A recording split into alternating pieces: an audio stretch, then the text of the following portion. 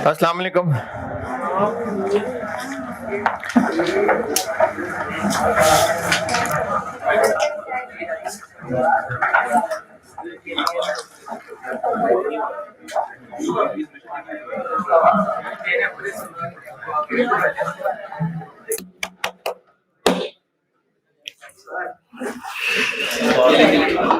है क्या कह रहे हो? अकेले अकेले खा के हूँ तो अकेले ही खाना था और क्या करना।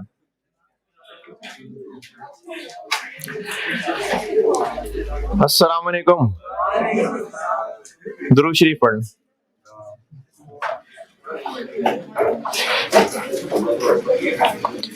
एक सवाल दिया था कल।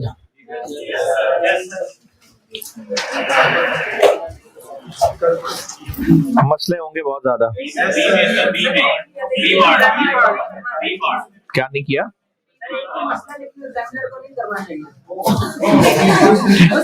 क्या नहीं करना चाहिए था?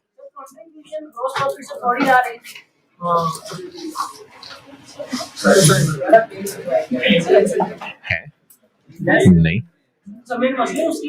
नहीं, हो ही नहीं सकता। नहीं नहीं, ऐसा नहीं है। हाँ,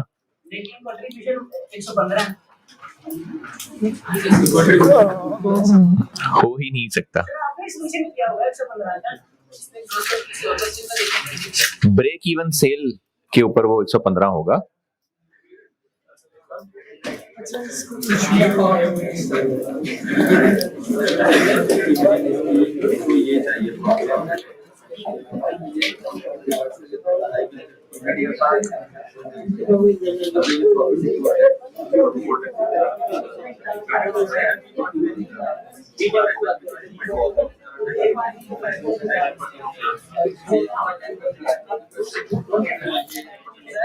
क्या वो सिर्फ वेरिएबल कॉस्ट ऑफ सेल ली हुई 385? ऑपरेटिंग एक्सपेंसेस भी हैं उसके अंदर।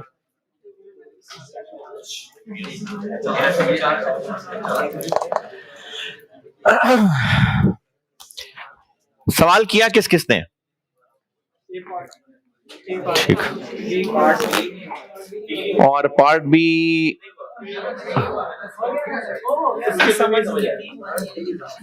बस फिर एफर्ट नहीं किया आपने।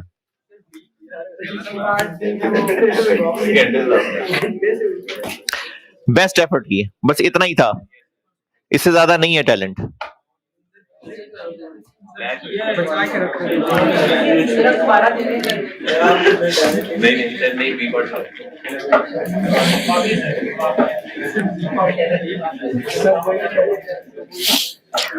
अच्छा, एक तो ये ऑनलाइन में कुछ बच्चों का मैसेज था, मैं इस पे क्या बात कर लूं।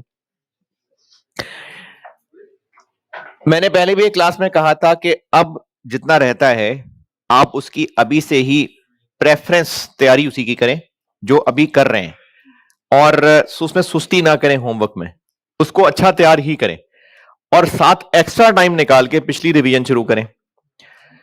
एक्स्ट्रा टाइम निकालना पड़ेगा, क्योंकि अगर आप इंतजार करते रहेंगे कि कोर्स खत्म होगा फिर पढ़ना शुरू करेंगे तो फिर बहुत सारा टाइम जो आप रोज निकाल के पढ़ सकते थे वो आप जाया कर चुके होंगे।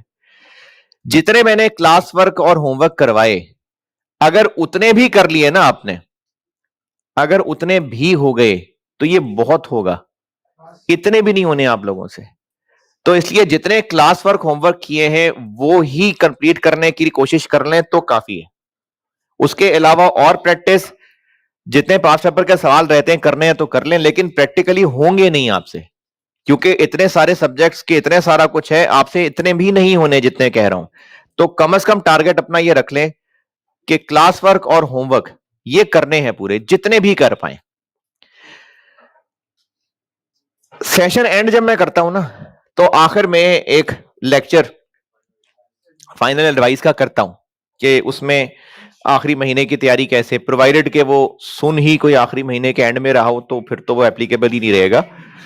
लेकिन जब कोर्स खत्म करता हूं तो ये बात करूंगा कि आप फरवरी का महीना कैसे गुजार रहे होंगे, पेपर वाले वीक कैसे, पेपर वाला दिन कैसे, पेपर वाला टाइम कैसे, इस पे करूंगा बात। कुछ बच्चों की डिमांड होती है कि आप ना एक लिस्ट बना दें क्वेश्चंस की कि ये क्वेश्चंस कर लें बस। मैं ये काम नहीं किया करता, सख्ती से नहीं है मेरी तरफ से। सर फलाने टीचर भी करते हैं, फलाने टीचर भी करते हैं, मैं नहीं करता। इसके मेरे पास रीजंस हैं और जो करते होंगे उनके पास भी रीजंस होंगे, लेकिन मैं इस तरह की कोई लिस्ट नहीं दूंगा। आपको कहा है क्लास वर्क और होमवर्क ये मटेरियल है। आप क्योंकि कुछ बच्चे ये एक्सपेक्ट करते हैं और शायद मिस्टर एबीसी का नाम लगा के वो लिस्ट भी दिखा देते हैं कि वो देखें इन्होंने हमें डेट के साथ के फलानी डेट को ये सवाल करना है, फिर आपने ये पढ़ना है, फिर आपने ये पढ़ना है। तो फिर रोटी के वाले भी कई टीचर से वही खिला दिया करें। पेपर में आके भी कहते हैं आपने ये हाथ इस एंगल पे रख के ऐसे करना है और फिर ये इस से आना चाहिए। नहीं नहीं, सही नहीं है, ऐसे आना चाहिए, फिर आपने लिखना शुरू करना है। तशरीफ कैसे रखनी है, सीट सीट पे कैसे टिका के बैठेंगे तो आपसे पेपर सही किया जाएगा, फिर ये भी पूछ लिया करें। तो इसलिए मैं ये वाली लिस्ट इस तरह की कोई नहीं दूंगा। आपको बता रहा हूं कि क्लास वर्क और होमवर्क वाले क्वेश्चंस ये रिवाइज करके इसकी आप प्रैक्टिस करें जितने भी कर सकें। उसके अलावा मेरी तरफ से कोई रिवीजन की लिस्ट नहीं है, ठीक है? कोई रिवीजन का प्लान नहीं है। प्लान यही है कि जो जो पढ़ा है वो सारा लेक्चर नोट सारे अच्छी तरह, गले भी मिल रहे यार, मैं बाद में कर लूंगा बात।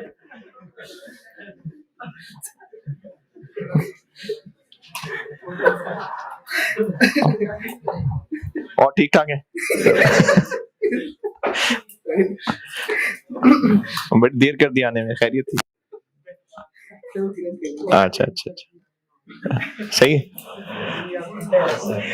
तो रिवीजन का कोई प्लान ऐसा नहीं बताता। मेरा रिवीजन का प्लान यही है कि आप सारे के सारे लेक्चर नोट्स अच्छी तरह से याद करें, रिवाइज करें, और क्लास वर्क होमवर्क वाले क्वेश्चंस बहुत हैं, इतने करने का टारगेट रख लें, ये भी बहुत है। भाई ये रिवीजन प्लान है मेरा। ऑटम 19 क्वेश्चन दिया था, और अगर आप को पार्ट ए में मसले हैं तो मैं बिल्कुल कर लेता हूं डिस्कस, लेकिन अगर ये मसला है कि हुआ ही नहीं तो फिर किया ही नहीं।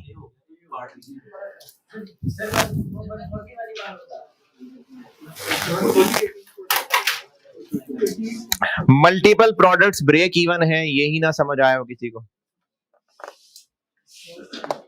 मल्टीपल प्रोडक्ट्स ब्रेक इवन का सवाल रिक्वायरमेंट है ब्रेक इवन सेल्स रेवेन्यू, तो फार्मूला सीएस वाला लग जाएगा?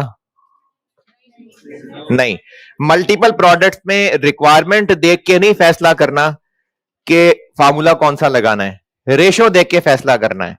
तो ये जो सवाल का लास्ट सेंटेंस लिखा हुआ है, carpets and rugs would be sold in ratio 1:4, ये यूनिट्स हैं कि अमाउंट है? ये 1:4 यूनिट्स की रेशो दी है या अमाउंट की रेशो दी है? कैसे पता? हाँ जी, सोल्ड तो सेल भी सोल्ड ही होती है। हाँ जी, 1:4 सेल्स अमाउंट की रेशो बताई है या यूनिट्स की? कैसे पता? कहां नीचे लिखा हुआ है? नीचे किधर लिखा हुआ है? कहां लिखा है इन यूनिट्स?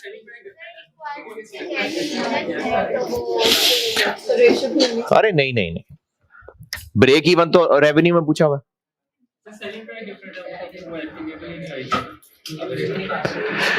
ये जो 1:4 है, ये रेशो यूनिट्स की है या ये रेवेन्यू की है?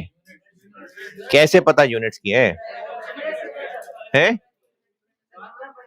अरे तो मल्टीपल प्रोडक्ट्स की डिफरेंट ही होंगी, तो ये रेशो कौन सी है? सेल्स रेवेन्यू की रेशो है या सेल्स यूनिट्स की रेशो है?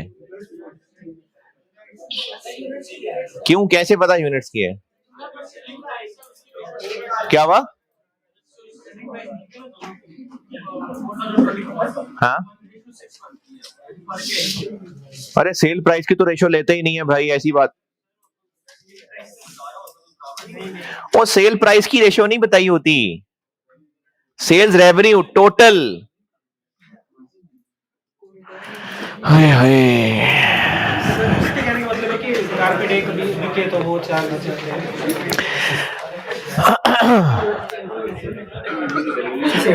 मल्टीपल प्रोडक्ट्स पढ़े थे, उसमें ब्रेक इवन का formula divided by weighted average contribution per unit है या वेटेड एवरेज सीएस है। अच्छा, सीएस से याद आया, वो ग्रुप में एक बच्चे ने पूछा था कि कभी आप सीएस रेशियो को कंट्रीब्यूशन मार्जिन ले लेते हैं, कभी आप कुछ कर लेते हैं। कंट्रीब्यूशन मार्जिन सीएस रेशियो को ही कहते हैं। कंट्रीब्यूशन मार्जिन अगर 30% है मतलब सीएस रेशियो 30% है। कंट्रीब्यूशन मार्जिन ही सीएस रेशियो का नाम है। तो इन दोनों में से कौन सा फार्मूला लगना है, किस पे डिपेंड करता है कि रेशियो किसकी है। तो आज तक जितने सवाल किए, नहीं, एक सवाल मैंने खुद ही बना के कराया था और उसमें मैंने एक रिक्वायरमेंट में खुद ही कहा था कि यूनिट्स की रेशियो, और उसके दूसरे पार्ट में मैंने खुद ही कहा था कि रेवेन्यू की रेशियो। उसके बाद एक सवाल किया था केपी के डेयरीज वाला पास्ट पेपर का बोर्ड पे, और एक सॉल्वेंट लिमिटेड होमवर्क दिया था। ये ब्रेक इवन के 3 सवाल मैंने मल्टीपल प्रोडक्ट्स के किए। दोनों पास्ट पेपर्स के सवाल में क्लियरली लिखा हुआ था कि रेशियो मेंटेन होनी है क्वांटिटीज सोल्ड की, जबकि मैंने जो खुद ही बना के सवाल कराया था उसमें एक पार्ट में यूनिट्स की रेशियो का कहा था और एक पार्ट में रेवेन्यू की रेशियो का कहा था। एक ही बात है? नहीं। तो इस सवाल में ये जो 1:4 है, ये किसकी रेशियो है? रेवेन्यू की रेशियो है या यूनिट्स की रेशियो है? कहां लिखा है यूनिट्स की रेशियो है?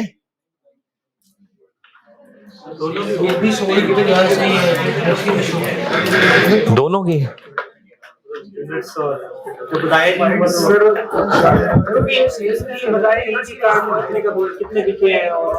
हाँ, हाँ। कितनी प्राइस बताई तो है? 24,000 4,000 तो अच्छा, इसका जवाब ये यूनिट्स की रेशियो ही है, लेकिन मैं जानना चाह रहा हूं ना कि क्यों, आपको क्यों लगा कि यूनिट्स की रेशियो है? क्वांटिटी सोल्ड कहां लिखा है?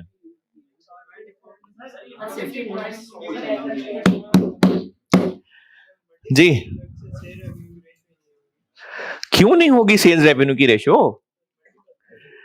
तो ये मल्टीपल प्रोडक्ट ही पढ़ाया था ना, ये मल्टीपल प्रोडक्ट का ही फार्मूला लिखा हुआ है। इसमें कौन सा वेट लेना है, इसमें कौन सा वेट लेना है, एक ही रेशियो लेनी है दोनों में। तो फिर रेवेन्यू की भी तो रेशियो होती है ना। मैंने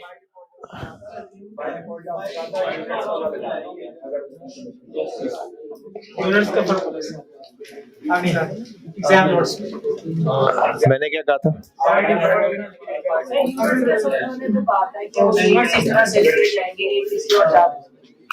मैंने एक सवाल जो खुद बना के कराया था, उसमें बजटेड सेल यूनिट्स कितने थे लिखवाए होंगे ना मैंने, जो खुद ही बना के कराया था सवाल। 24 लाख रुपए ए की सेल थी और 36 लाख रुपए बी की सेल थी, और यूनिट्स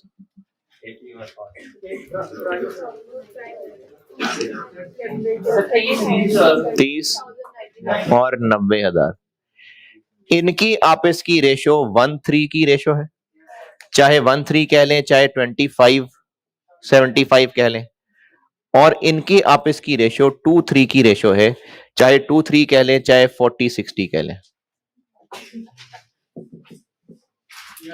तो रेवेन्यू की रेशियो और चीज है, यूनिट्स की रेशियो और चीज है। बेटे, अगर आप ना ये सारे लेक्चर नोट्स अच्छी तरह बार बार रिवाइज नहीं करेंगे ना, तो नहीं होगा पेपर पास। सब पढ़ा होगा लेकिन सब मिक्स हो जाएगा। अभी 4 दिन पुरानी बात है, ये सब बताया था मैंने। कोई सेल प्राइस की रेशियो निकाल रहा है, कोई रेवेन्यू की रेशियो, कोई यूनिट्स की रेशियो कह रहा है, एक ही बात है।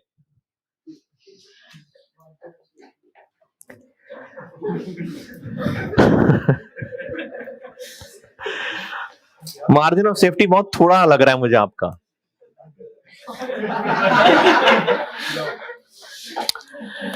तो ये जो 1:4 इस सवाल में रेशियो है, ये किसकी रेशियो है? ये यूनिट्स की रेशियो है, लेकिन क्यों? अच्छा, अगर बाय डिफॉल्ट वाली बात हटा दें, फिर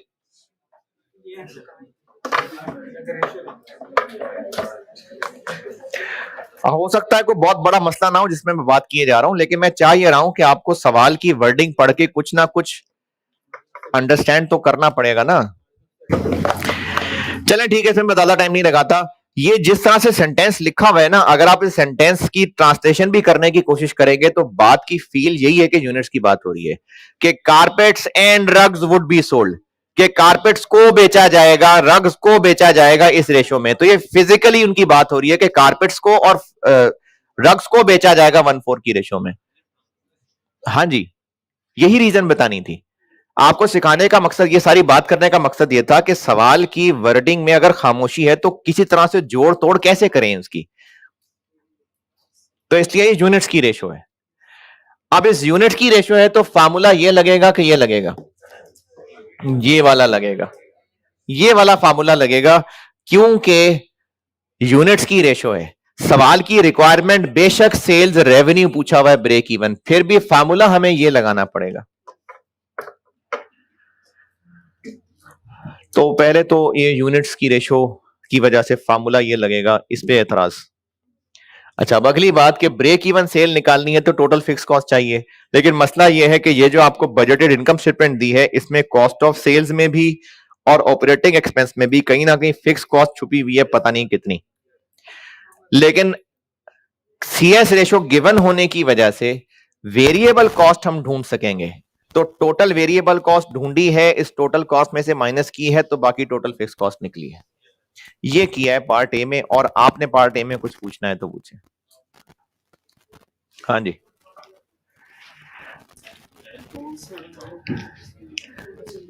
आप जो वेरिएबल कॉस्ट निकाल रहे हैं 385, उसी को 115 कह रहे हो ना?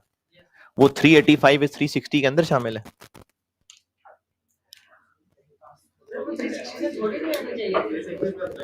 सिर्फ 385 कॉस्ट ऑफ सेल में ढूंढ रहे हैं आप, ऑपरेटिंग एक्सपेंसेस में नहीं वेरिएबल हो सकता। तो कुछ कॉस्ट ऑफ सेल में होंगे, कुछ ऑपरेटिंग एक्सपेंसेस में होंगे, वो मिला के 385 बन रहे हैं। ये जो कंट्रीब्यूशन है 25%, यानी वेरिएबल कॉस्ट 75% है, ये सिर्फ वेरिएबल कॉस्ट ऑफ सेल है जो 75%। ऑपरेटिंग भी तो है ना बीच में, तो 385 को आप 360 से क्यों कंपेयर कर रहे हैं? पार्ट ए जिन्होंने किया है, पार्ट ए में और कुछ पूछना है तो पूछें, जिन्होंने भी किया है सवाल। पार्ट ए में और मसला है तो बोलिए। पार्ट बी में मसला होगा, बहुत सारे मसले होंगे। पार्ट बी किसी से भी नहीं हुआ है, प्रॉफिट नहीं निकला एक। अच्छा, जिनसे नहीं हुआ वो अपनी जिंदगी की बेस्ट एफर्ट लगा चुके, ये मुतमईन है। पार्ट बी दोबारा होमवर्क है आपका, पार्ट बी दोबारा ट्राई करें।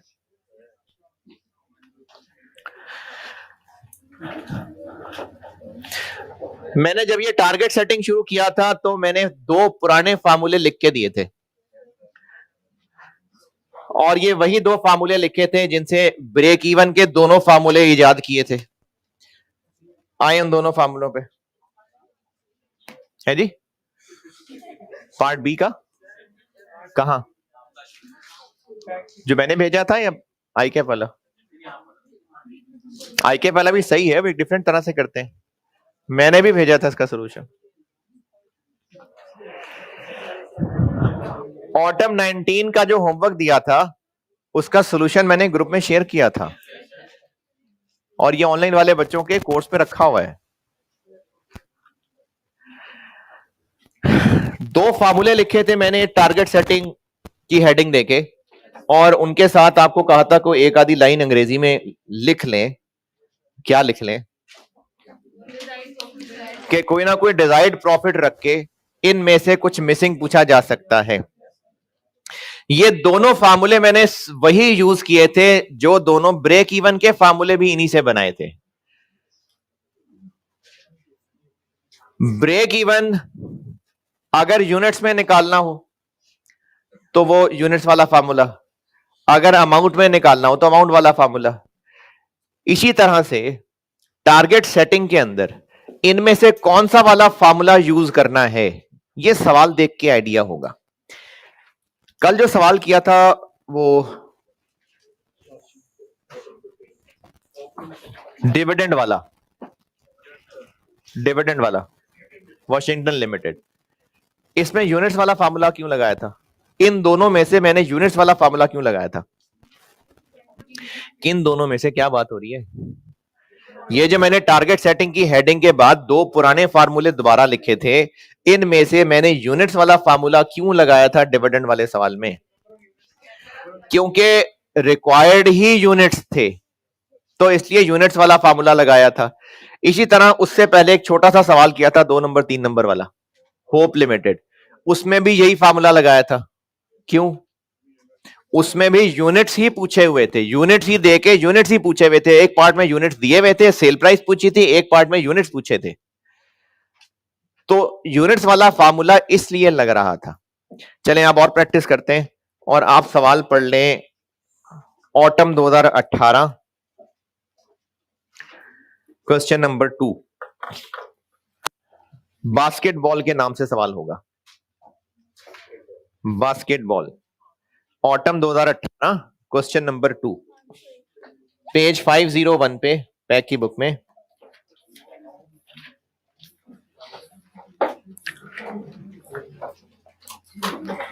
प्रैक्टिस क्वेश्चन 11, ऑटम 2018 का क्वेश्चन नंबर 3 है।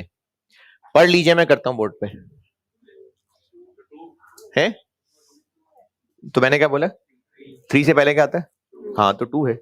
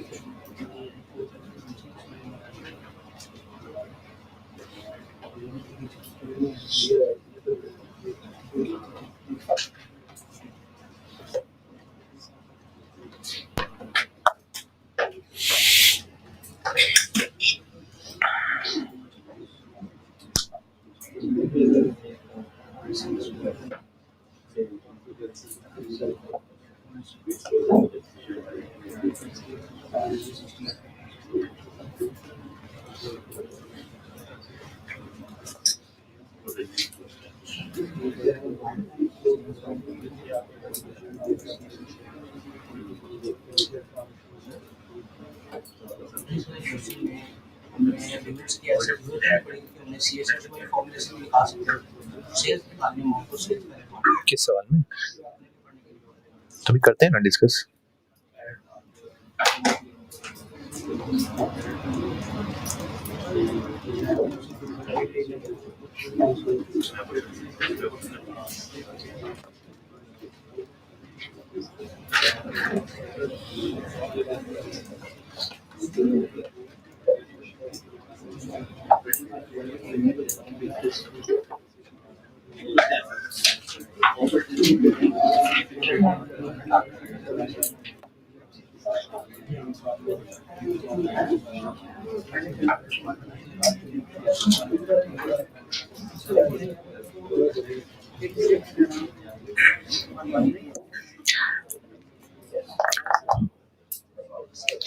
हाँ जी, सवाल पढ़ लें तो मैं बात करूं। लेटेस्ट ईयर की इनकम स्टेटमेंट गिवन है और अब जो नेक्स्ट ईयर है, अच्छा इसमें लेटेस्ट ईयर की जगह अगर लास्ट ईयर लिखा होता है, एक ही बात है, और उसके बाद फिर नेक्स्ट ईयर लिखा हुआ, तो बीच वाला साल किधर गया?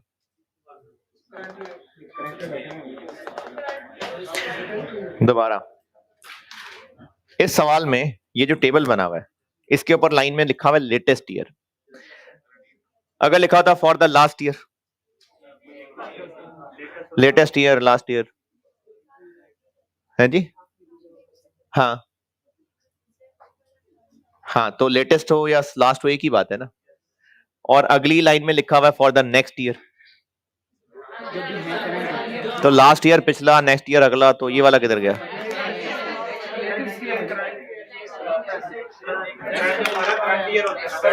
यानी अगर ये जो लेटेस्ट ईयर दिया हुआ है ये अगर 2021 है, तो नेक्स्ट ईयर से मुराद 2023 है। पक्की बात है ना। हाँ, तो इस पे बच्चे उलझते हैं, इसलिए मैंने कहा बता दूं कि ये हम 2021 के एंड पे खड़े हैं कहीं, और जो गुजरा है ईयर उसी को लेटेस्ट या उसी को लास्ट कहेंगे। तो जो अभी ईयर गुजरा है जस्ट, जिसकी इनकम स्टेटमेंट दी हुई है, अब नेक्स्ट ईयर का बजट बन रहा है जिसमें 0.123 के अंदर चेंजेस बताएंगी है। और पहले पैराग्राफ में मैनेजमेंट की ख्वाहिश है कि इस साल हम 36 मजीद प्रॉफिट कमाना चाहते हैं। किससे मजीद? जो पिछले साल कमाया था कितना? 90। तो रिक्वायरमेंट ए में पूछा हुआ है कि जितना ये कमाना चाह रहे हैं उसके लिए कितनी सेल्स करनी पड़ेगी। तो अब इसमें फार्मूला यूनिट्स वाला या अमाउंट वाला? यूनिट्स वाला क्यों नहीं? क्योंकि एक तो अमाउंट ऑफ सेल पूछी है, तो खैर है यूनिट्स निकाल के सेल प्राइस से मल्टीप्लाई कर लेते हैं। यूनिट्स का कोई डाटा ही नहीं है, यूनिट्स का कोई डाटा नहीं है सवाल के अंदर, तो इसलिए यूनिट्स में चल ही नहीं सकते। तो इसमें सवाल में आपसे चूंकि टारगेट प्रॉफिट रख के सेल्स पूछिए, अमाउंट ऑफ सेल्स, और यूनिट्स का डाटा है ही नहीं, तो कल वाले दोनों फार्मूलों में से दूसरा वाला लगाना पड़ेगा। ठीक है, दूसरा वाला फार्मूला। ये कैसे पता कि ये इसी टॉपिक का सवाल है? क्योंकि स्टाइल ही यही है, मतलब इस तरह के स्टाइल के इसी के सवाल होते हैं और कहीं नहीं होते कॉस्ट में, कि इतना कमाना है तो बताएं कितनी सेल्स करें। तो ये टारगेट प्रॉफिट का वर्ड नहीं है इंपॉर्टेंट, मतलब ऐसा नहीं कि टारगेट प्रॉफिट का वर्ड मिल जाए, कल तो डिजायर्ड प्रॉफिट था। लेकिन इस स्टाइल का सवाल इसी चैप्टर का ये कि हम अगले साल के लिए एक प्रॉफिट का टारगेट रख रहे हैं और उससे रिलेटेड फिर यूनिट्स या अमाउंट या सेल प्राइस, इस तरह की चीजें पूछी हैं। तो इस टॉपिक का सवाल है और सॉल्व करना है दूसरे वाले फार्मूले से। ओके,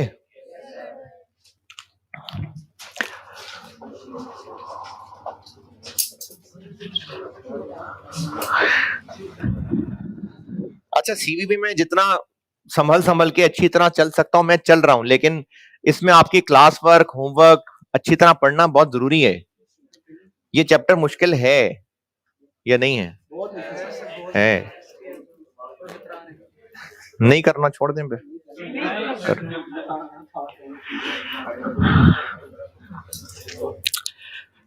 तो सवाल की रिक्वायरमेंट में सेल्स वाला फार्मूला लगाएंगे।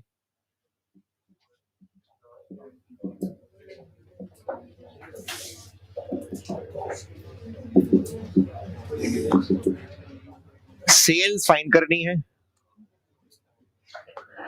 सीएस रेशो पता नहीं, टोटल फिक्स कॉस्ट पता नहीं, टारगेट प्रॉफिट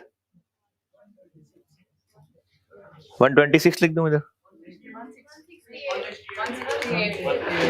126 जो है ना, अच्छा 126 ही ना समझ आया किसी को? 90 से 36 ज्यादा करना है, लेकिन ये है पैट, कितना बन गया? 168। टोटल फिक्स कॉस्ट निकालनी है और सीएस रेशियो निकालनी है। ये है सवाल की अप्रोच।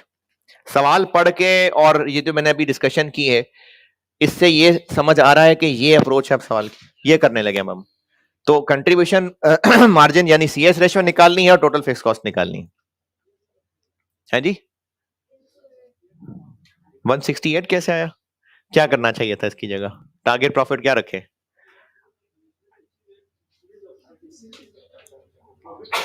ठीक है, नहीं आप ये कह रहे हैं कि यहां 126 लिखूं या ये कह रहे हैं कि 36 लिखूं? 126 लिखूं। तो ये जो फार्मूले के अंदर हम ये वाला प्रॉफिट लिखते हैं, ये पैट होता है कि पीबीटी होता है? क्या पीबीटी होता है ना? तो ये पीबीटी बनाया नहीं, जरूरी नहीं है, कॉस्ट ऑफ सेल में भी हो सकती है। फैक्ट्री के एसेट्स की डेप्शन, ओवरहेड्स का चैप्टर गुजार दिया सारा यार।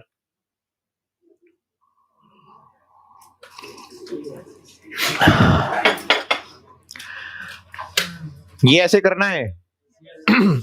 सीएस रेशियो पिछले साल वाली ले लें?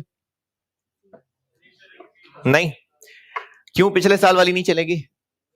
क्योंकि प्राइसेस हो रही हैं चेंज, तो हमें फिर नए साल की सीएस निकालनी पड़ेगी।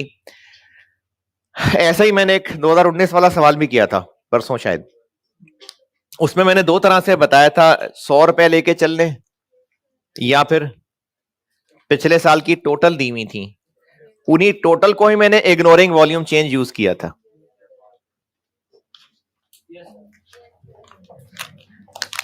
उस दिन वाली फिगर्स टोटल 160 थी, सेल्स नहीं ऐसी है, और वेरिएबल कॉस्ट 112 थी, और फिक्स कॉस्ट निकाल ली थी कहीं, वो निकालने के लिए, ब्रेक इवन निकालने के लिए कहीं ना कहीं निकाली थी। चलो जो भी थी, जितनी भी थी, ये पिछले साल 2019 की फिगर्स दी हुई थी। हम 2020 की बजटेड इनकम स्टेटमेंट बना रहे थे, ये मैंने परसों किया था सवाल। तो इसमें रिवाइज सीएस रेशो कैसे निकाली थी? इन्हीं फिगर्स में प्राइस चेंजेस डाल ली थी। इसलिए कर लिया था कि यूनिट्स कम हो या ज्यादा हो, सीएस रेशो पे नहीं फर्क पड़ता। सीएस रेशो चाहे per unit sale price, per unit contribution से निकालें, चाहे total sales for the year, total contribution for the year से निकालें, सीएस रेशो वही रहनी है। तो चूंकि यूनिट्स में फर्क नहीं पड़ना था, तो पिछले साल का हमें ये total for the year given था, हमने इसी के अंदर बस प्राइस चेंजेस कर ली और प्राइस चेंजेस करके फिगर्स बनाई। क्यों की वो प्राइस चेंजेस? ताकि नई सीएस रेशो निकाल सके। तो इग्नोरिंग वॉल्यूम चेंज क्यों कहा था मैंने उसको? क्योंकि वो जो प्राइस चेंज करके फिगर्स बनाई थी, बनाई वो 2020 की थी, लेकिन असल में तो 2020 की नहीं बन रही थी वो। क्यों वो 2020 की नहीं बन पा रही थी? क्योंकि 2020 में तो क्वांटिटी चेंज भी होना था। तो इसलिए मैंने कहा था कि अगर क्वांटिटी चेंज को भूल जाएं तो 2020 ये होगा। इसको मैंने इग्नोरिंग वॉल्यूम चेंज कहा था। तो इस सवाल में भी पिछले साल वाली सीएस रेशो क्यों नहीं चल सकेगी? क्योंकि प्राइसेस में चेंज आ रही है, और पिछले साल की कहीं पर यूनिट प्राइस वगैरह दी होती, जैसे वो सॉर्ड लेदर वाले सवाल में था, सॉर्ड लेदर वाला एक सवाल था, उसमें पिछले साल की sale price, variable cost per unit available थी, हमने उन्हीं के अंदर चेंजेस करके नई वाली पर यूनिट निकाल ली थी, नया वाला कंट्रीब्यूशन निकाल लिया था। इस सवाल में पर यूनिट डाटा नहीं है, टोटल दिया हुआ है, तो वही परसों वाले सवाल वाला काम कर लेते हैं। क्या बोला? इन्हीं टोटल फिगर्स को पिछले साल की फिगर्स से अगले साल की फिगर्स बना लेते हैं, लेकिन वॉल्यूम चेंज इग्नोर करके, कोई पता नहीं हमें वॉल्यूम चेंज कितना।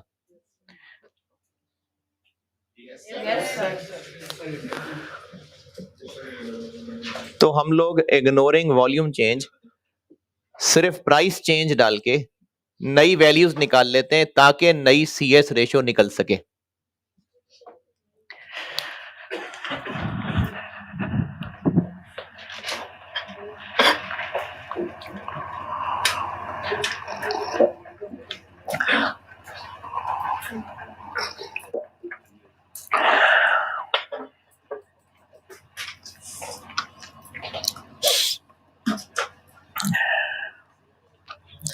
पिछले साल की सेल्स कितनी?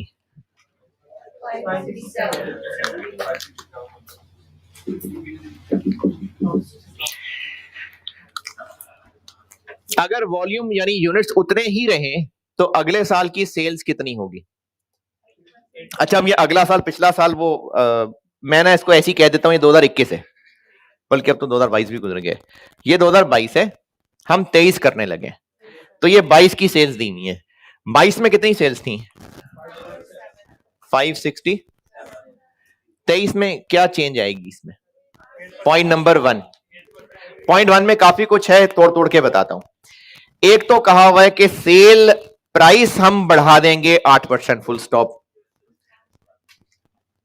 तो 1.08, 8 नहीं 1.08। अगर बस इतना ही लिखा होता तो ये फिर 2023 की सेल्स आ जाती, लेकिन प्राइस बढ़ाने से क्या होगा, हमें शक है कि लोग ही ना भाग जाएं, तो फिर हमने सोचा कि कुछ जो ज्यादा तंग करने वाले लोग हैं उनको 10% डिस्काउंट दे देंगे, और ये ज्यादा तंग करने वाले लोग कितने हैं? 30%। तो फिर उनको हमें प्राइस कम करनी पड़ेगी, यानी इसमें से डिस्काउंट देना पड़ेगा।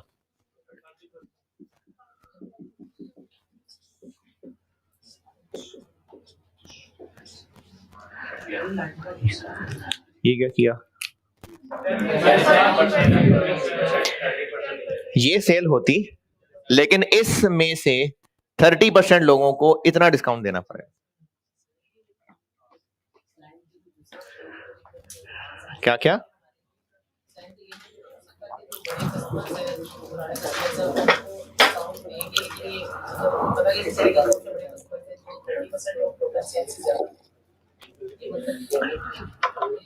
नहीं, मैं बात नहीं समझा।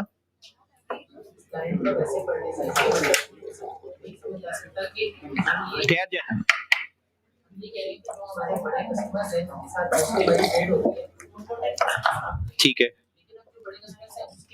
कैटेगरी तो होगी कि उसमें आ रहा है या नहीं आ रहा, उसके लिए ये बता रहा हूं कि 30% ऑफ टोटल सेल्स जो कस्टमर खरीद रहे हैं उनको हम ये डिस्काउंट देंगे। तो कितने होंगे ये? टोटल सेल्स पता करेंगे, उसके 30% से ज्यादा टोटल सेल आ गई ना, 567 मिलियन इनटू 1.08 टोटल सेल होगी। अब कितने हैं वो बड़े कस्टमर्स?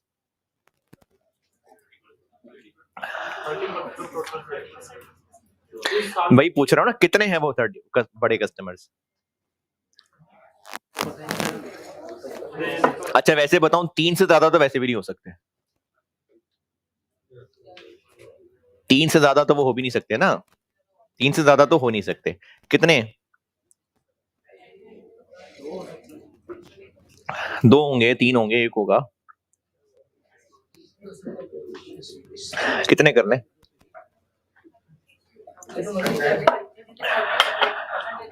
नहीं नहीं, वो ये कह रहा है कि अगर ये टोटल सेल्स, ये वाली अमाउंट आसानी के लिए कह रहा हूं, अगर ये 100 मिलियन है, तो जो जो कस्टमर 30 मिलियन रुपए से ज्यादा की चीजें हमसे खरीदने आएगा, जो जो कस्टमर हमसे 30% से ज्यादा की चीजें, मतलब इसमें से अगर 30% देखें, जो जो कस्टमर हमें 30 मिलियन से ज्यादा का सामान खरीदेगा उसको 10% देंगे, ये कह रहा है वो, है ना?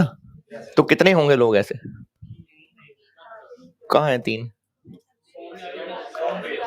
नहीं, कैसे पता मैं 3 है? कैसे पता वो 3 लोग हैं? नहीं पता ना, तो एक भी तो हो सकता है, 2 भी हो सकते हैं। तो इसलिए ये मतलब नहीं है इस बात का।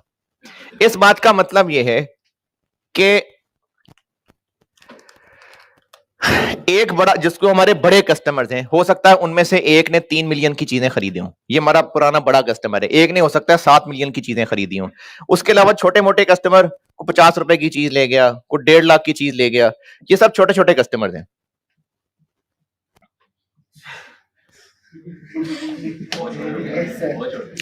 और ये जो है, ये बड़े बड़े कस्टमर हैं।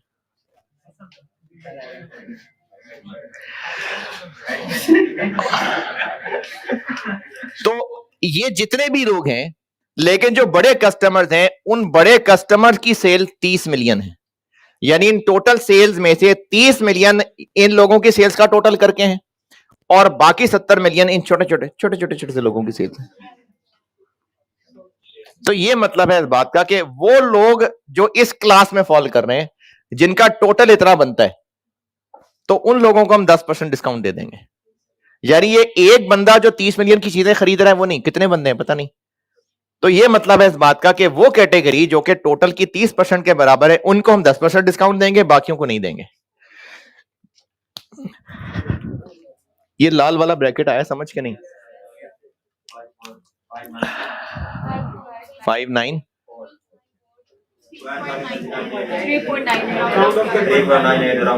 नहीं, मेरा नहीं दिल राउंड ऑफ करने का। 593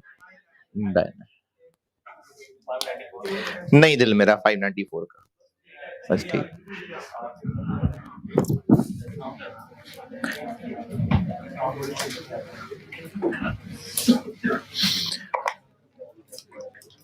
अच्छा, जिनको ये बड़ा ब्रैकेट समझ नहीं आया, मैं एक और कोशिश कर लेता हूं। 567 1.08 ये क्या चीज बनेगी कि अगर हम ना दें किसी को डिस्काउंट, तो अगले साल टोटल कितने रुपए की चीजें बेच लेंगे?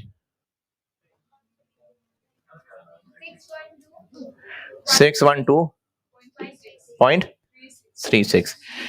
लेकिन ये सारे लोगों को हम इतने की सेल नहीं बेच सकेंगे, हमें इनके 30% लोगों को डिस्काउंट देना पड़ जाएगा। इतना डिस्काउंट देना पड़ेगा, इतनी सेल्स के ऊपर इतना डिस्काउंट देना पड़ जाएगा। 3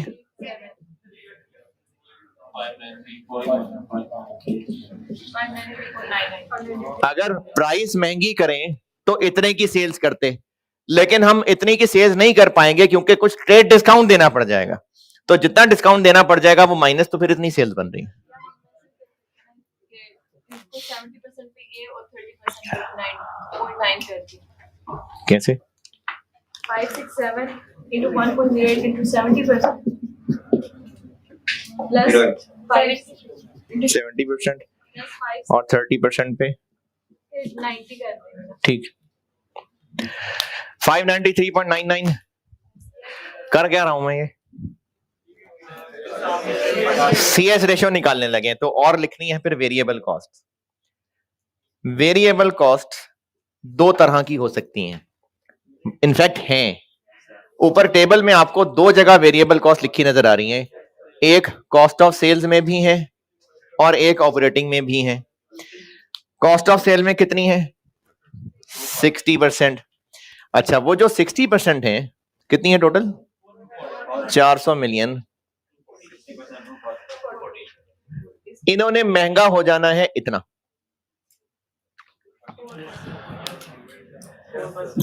ठीक है, इन्होंने 4% महंगा हो जाना है। Point number 2, average variable cost other than commission, यानी कमीशन के अलावा जो भी वेरिएबल कॉस्ट हैं वो 4% महंगी हो जाएंगे। 249.6। ये मैंने निकाली वेरिएबल कॉस्ट ऑफ सेल में। अब निकालता हूं वेरिएबल ऑपरेटिंग एक्सपेंसेस में।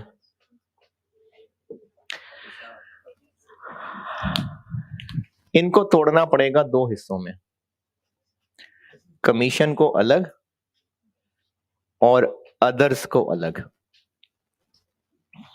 ये अदर्स कहां से आ गए बीच में? नहीं तो इसको क्यों तोड़ना पड़ रहा है? अच्छा, जो टेबल दिया हुआ है, जो टेबल दिया हुआ है वो पूरे साल की इनकम स्टेटमेंट है। पिछले साल की कमीशन थी, पिछले साल थी ना, तो वो कहां है इसमें? नहीं, इस इनकम स्टेटमेंट में कहां आ रही होगी? कॉस्ट ऑफ सेल में, ऑपरेटिंग एक्सपेंसेस में, ऑपरेटिंग एक्सपेंसेस में आ रही होगी। तो वो जो ऑपरेटिंग एक्सपेंसेस में आ रही होगी उसमें कमीशन भी है और भी कुछ खर्चे होंगे। तो वो जो और भी कुछ खर्चे हैं उन्होंने 4% महंगा होना है, लेकिन कमीशन ने महंगा नहीं होना, उसका रेट ही बदल जाना है। तो चूंकि दोनों ने अलग अलग चेंज होना है, इसलिए हमें इनको तोड़ के करना पड़ेगा। कमीशन कैसे चेंज होगा? क्या हमें यह निकालना पड़ेगा कि कमीशन पहले कितनी थी, उसको कितना बढ़ा दें? नहीं, कमीशन कितनी होगी? 3%। किसका 3%? तो इसलिए कमीशन होगी 593 का 3%। देखें, ये जो किया ना, ये पहले मैंने पिछले साल की कॉस्ट निकाली, उसको 4% महंगा किया। कमीशन को भी पिछले साल की कॉस्ट निकाल के उसको महंगा करना नहीं। जब वो बता रहा है कमीशन का रेट, तो बस बता रहा है कमीशन का रेट, सेल्स का 3% ले लिया। नेट सेल से मुराद ये है, नेट इसलिए लिखा क्योंकि ये जहन में आ सकता था कि वो जिन लोगों को डिस्काउंट दे रहे हैं, वो एजेंट का क्या कसूर है? वो तो कहेगा मुझे तो ग्रॉस पे कमीशन चाहिए। हम अपने कस्टमर्स को जो सेल प्राइस बता रहे हैं, वो तो ये है। ये तो कुछ कस्टमर्स को डिस्काउंट अलग से देना पड़ रहा है, तो हो सकता है एजेंट कहे कि हमें इस पे कमीशन चाहिए, इसलिए उसने नेट लिखा हुआ। अगर नेट ना भी लिखा होता तो सेल्स तो यही है ना। नेट इसलिए लिखा हुआ है क्योंकि कुछ को डिस्काउंट भी देना है, तो नेट मतलब डिस्काउंट के बाद की फिगर, इसलिए उसने नेट लिख दिया क्योंकि डिस्काउंट भी था।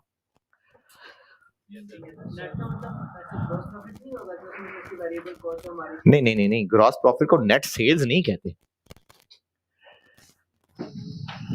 प्रॉफिट को नेट सेल्स नहीं कहते।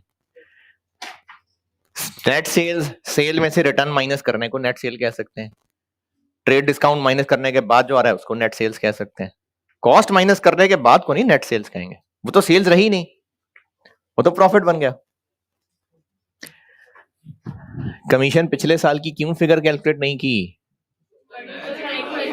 क्योंकि जरूरत नहीं है। ये जरूरत तो तब पड़ती अगर कहा होता कि कमीशन 5% महंगी हो जाएगी, तो पिछली कमीशन निकालते, उसको 1.05 करते। उसने तो बताया ही अगले साल की कमीशन का रेट है, तो वो सेल्स पे लगा देंगे। तो 2% का तो फिर कोई काम नहीं है। अदर कितनी है?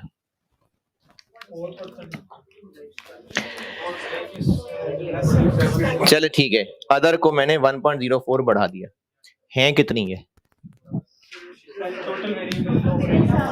पिछले साल की निकालनी पड़ेंगी, तो इसके लिए हम दावत देंगे मकड़ी को।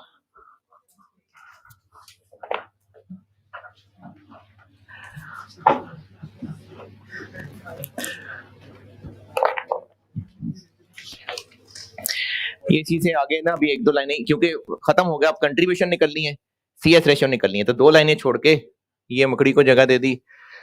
पिछले साल की अदर से मुराद कमीशन के अलावा वाली कितनी थी? कैसे, किस में से है? हाँ, 47 का 40%।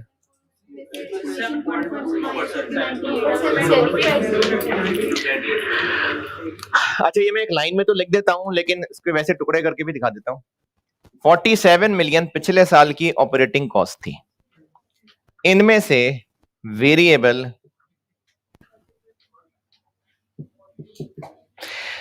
कितनी थी? 40% कितना बना? 18.8। ये 28.2। पिछले साल जो कमीशन थी वो इनकम स्टेटमेंट में कहां नजर आ रही है? ऑपरेटिंग में ही होगी, यानी इसमें ही होगी। तो इनमें से किस में होगी? इधर होगी। अब वो कितनी थी? किसका 2%? सेल्स का। तो 567 का 2% 3। तो फिर जो अदर थी ना, वो थी 7.46। ये है वो अदर जिनको 4% महंगा करना।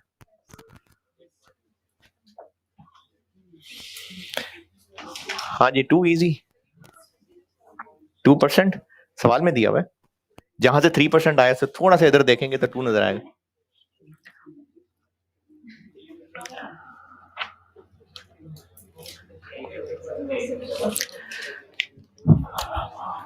तो पिछले साल, चलिए इसी को मकड़ी बना दें, ये मकड़ी है।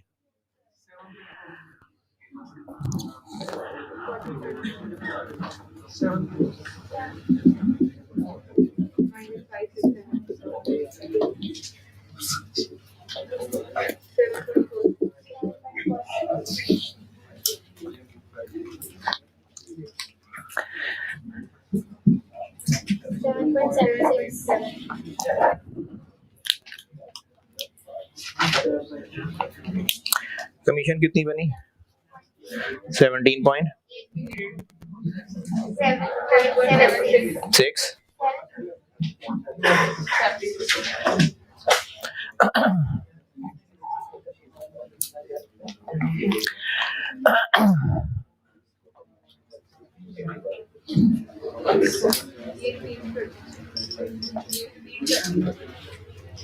$47 क्या है?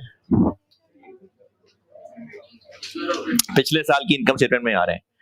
इनमें से 40% वेरिएबल थे और 60% फिक्स थे। कमीशन वेरिएबल खर्चा है कि फिक्स खर्चा है? तो वो इन दोनों में ही कहां है, तो कहां है? तो इसमें से अगर इतनी कमीशन है तो इसके अलावा बाकी ये होंगे। कमीशन की फिगर निकली है 567 का 2%। तो इसमें इतना अगर कमीशन है तो बाकी कोई और खर्चे होंगे, कोई सैलरीज एजेस होंगी, कोई रेंट होगा। कितना बना? 3188 और ये आ गई कंट्रीब्यूशन। तो CS रेशो क्या बनी?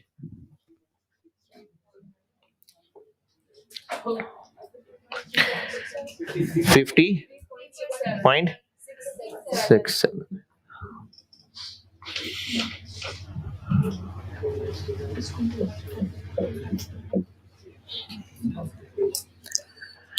ये हो गई वर्किंग 1। वर्किंग 2 आसान है। ये हम इधर इधर को निकल गए थे, अब इधर इधर आ जाएंगे तो फिक्स कॉस्ट है।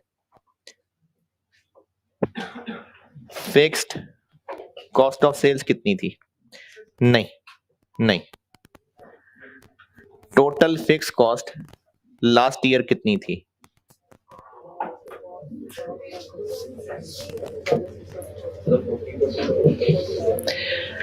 $400 का 40% और 47 का 60%, 188.2। इसमें डेप्रिसिएशन शामिल थी 90, तो बाकी थी फिर 0.2। ये अदर फिक्स कॉस्ट थी। ये पिछले साल की चीजें पता लग गई। तो अब नेक्स्ट ईयर ये जो अदर हैं ये हो जाएंगी महंगी। 98.2 इंटू 1.05, ये 5% महंगी होंगी, 103.11। और डेप्रिसिएशन 90 ही रहेगी, 193.11। बस ये था सवाल।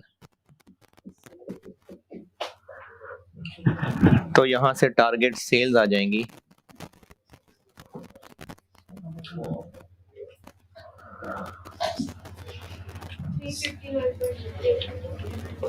इसको पूरा सॉल्व करके मेरा नहीं ख्याल।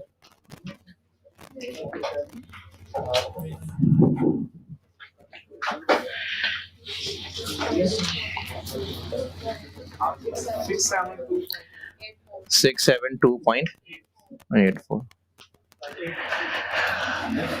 ये हुआ है अभी पार्ट ए।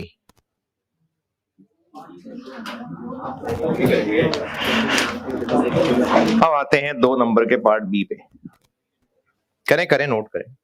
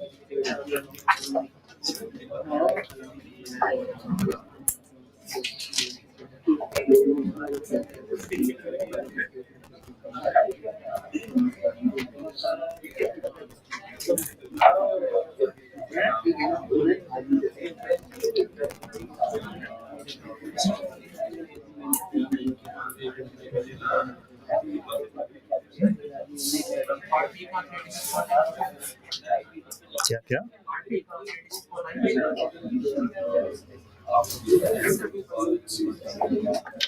पता नहीं, शायद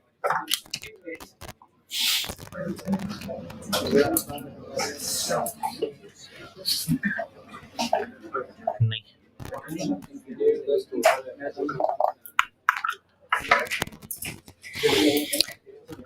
हाँ भाई, नोट करें, पार्ट बी भी करना है।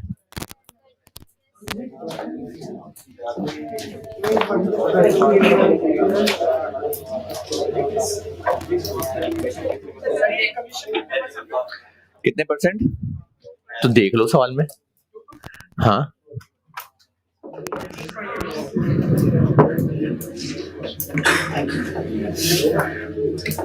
इसलिए नहीं आ रहा क्योंकि आप इसका 2% ले रहे हैं।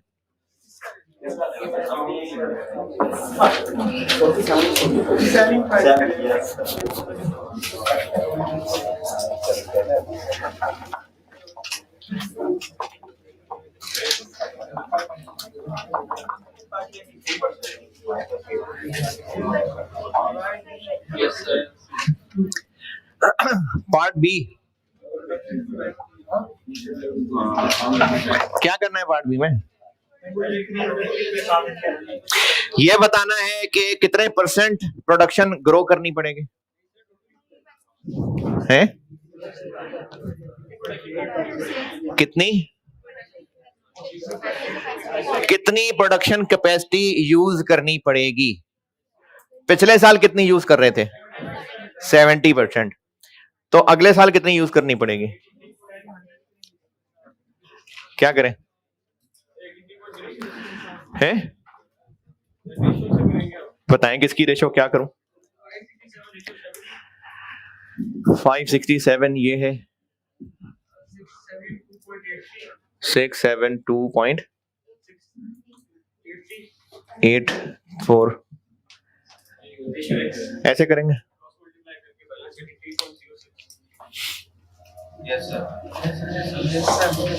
ऐसे करेंगे। गलत। क्या गलती है? है? हाँ वो 100 ही कर रहा है, आप 100 कर लें, ये ले 100 कर लेते हैं। 567 70 है तो 100 कितना होगा? 8 10 बस। तो अगर ये 100 है तो फिर ये कितना है? ऐसे है? नहीं वैसे नहीं। 80 ये क्या करती है?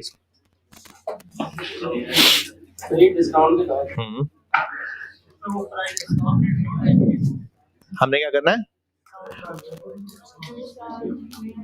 करें ट्राई करें, टाइम बहुत है, कोई मसला नहीं, ट्राई करें।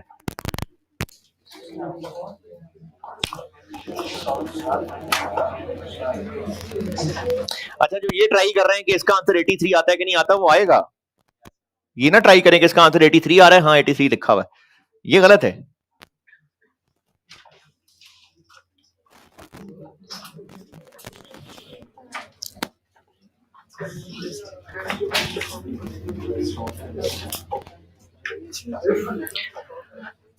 ये तो आप बताएं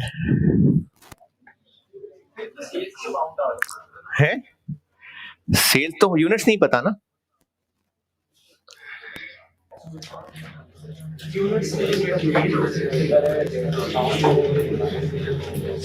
अच्छा चले मैं समझाता हूँ, टाइम कम है, मैं समझाता हूँ। इधर देखें कैलकुलेशन, समझा रहा हूं। अगर टोटल कैपेसिटी यूनिट्स में 1000 यूनिट्स है और हम इस वक्त इसको यूज कर रहे हैं, यानी हम प्रोडक्शन कर रहे हैं 700 यूनिट्स, तो इसको हम कहेंगे कि हमने कैपेसिटी को 70% यूटिलाइज किया। कैपेसिटी, प्रोडक्शन कैपेसिटी मतलब कितने यूनिट्स बना सकते हैं। अगर प्राइस, ये बात दोबारा सुने, कैपेसिटी है 1000 यूनिट्स बनाने की, अगर हम 700 यूनिट्स बना रहे हैं तो कहेंगे कि हम 70% कैपेसिटी को यूज कर रहे हैं। ये 700 और 1000 क्या है, यूनिट्स, क्योंकि कैपेसिटी को यूज करना, कैपेसिटी होना, ये यूनिट्स ही की बात है। अगर प्राइस हो 50 रुपए तो अमाउंट बनाएं इसकी 35,000 और ये 50,000। अगर कहा जाए कि कैपेसिटी कितने % यूटिलाइज हो रही है, तो होना तो ये चाहिए, यानी यूनिट्स के हिसाब से इतनी कैपेसिटी है, इतने यूनिट्स बना रहे हैं, तो कितने % यूटिलाइज हो रही है, 70%। अब आप 35,000 रुपए को देखें, 50,000 रुपए का कितने % है, 70%। तो इससे भी आंसर सेम क्यों आ गया, क्योंकि प्राइस सेम है। होना क्या चाहिए, यूनिट्स के हिसाब से, कि कैपेसिटी है 1000 यूनिट्स बनाना, 700 यूनिट्स बना रहे हैं, तो कितने % कैपेसिटी यूटिलाइज कर रहे हैं। लेकिन अगर हम रुपए यानी सेल्स की अमाउंट से भी कैलकुलेशन कर ले तो भी आंसर ठीक आ जाएगा, तो भी 70% ही आ जाएगा। क्यों, क्योंकि प्राइस मैंने सेम यूज की है, 567 मिलियन रुपए, 672.84 मिलियन रुपए। पिछले साल इतनी सेल्स थी जो कि 70% थी, अगले साल इतनी करेंगे तो ये कितनी % होगी। ये कंपैरिजन फेयर नहीं है, क्योंकि इनमें चेंज सिर्फ यूनिट्स का चेंज नहीं है, प्राइस का भी चेंज है। अगर हम ये देखना चाहते हैं ना कि कितनी कैपेसिटी यूज हुई है, तो हमें इनमें प्राइस का फर्क खत्म करना पड़ेगा, यानी हमें 567 की जगह 593.99 यूज करना पड़ेगा।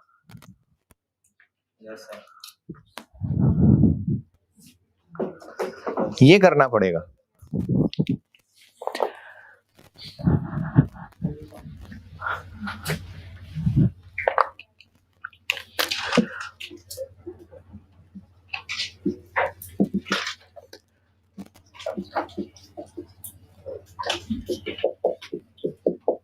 ये क्या बना,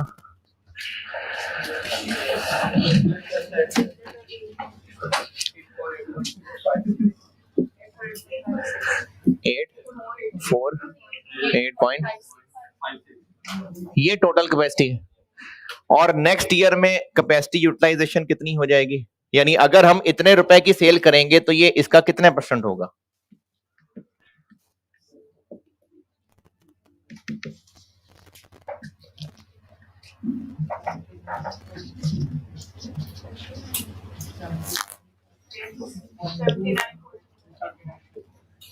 जी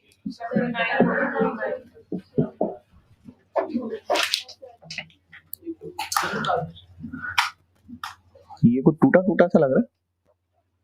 ये इधर वो लगी है जाके।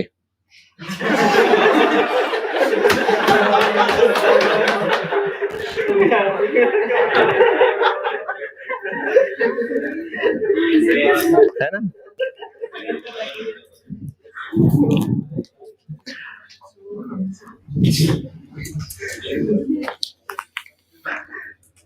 ये 567 क्यों नहीं यूज किया? क्योंकि अगर हम 567 यहां पर यूनिट्स की बजाय रुपए इसलिए यूज कर, असल में होने यूनिट्स चाहिए थे, रुपीज से इसलिए काम चल गया कि दोनों में मैंने प्राइस सेम रखी, लेकिन यहां पर इन दोनों का कंपैरिजन यूनिट्स का चेंज भी है और प्राइसेस का चेंज भी है, क्योंकि यहां पर प्राइस और थी, यहां पर 8% महंगी भी हो गई, डिस्काउंट भी डल गया, तो इनका कंपैरिजन सेम आंसर नहीं देगा जो यूनिट्स का आंसर देता। यूनिट्स वाला आंसर लेने के लिए इनका जो प्राइस का फर्क है वो खत्म करना पड़ेगा, वो ये है। यानी अगर 567 में उतने ही यूनिट्स रहते हुए प्राइस चेंज डालने तो ये बनेगा। अब इनसे वही आंसर आ जाएगा जो यूनिट से आ जाता। तो ये 70% है, तो टोटल कैपेसिटी क्या होगी? और अगर ये टोटल है तो इतना यूज करना, कितने परसेंट यूज करना है? चलें, आ जाएगा इंशाल्लाह।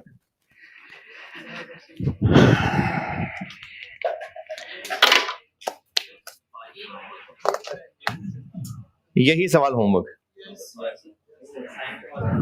ठीक है, अल्लाह।